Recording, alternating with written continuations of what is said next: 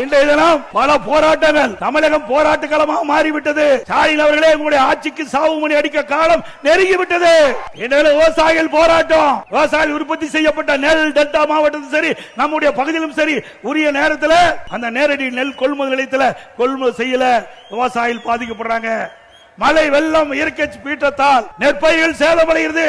சேதமடைந்த பயிர்களை நேரடியாக அதை போய் பார்த்து சேதமடைந்த விவசாயிகளுக்கு நிவாரணம் அளிக்கவில்லை.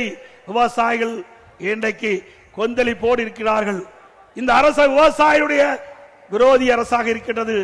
அது மட்டுமல்ல, தேர்தல் நேரத்தில் குறிப்பிட்டார்கள், திமுக ஆட்சிக்கு வந்தா நெல் குவிண்டாலுக்கு 2500 ரூபாய் கொடுக்கணும், இதுவரைக்கும் கொடுக்கல சொல்லிட்டு இருக்காங்க. கொடுத்தா தான் நிஜம்.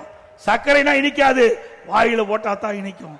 நியோமேட்டின் ஹேர் குரோத் லோஷன். இது சாதாரணமான ஹேர் ஆயிலை விட பல மடங்கு வேகமா ஊடுருவி முடி கொட்டுறது, அடர்த்தியின்மை, சிறுவயது வழுக்கை போன்ற பிரச்சனைகளை தடுத்து முடி அடர்த்தியா வளர உதவுது.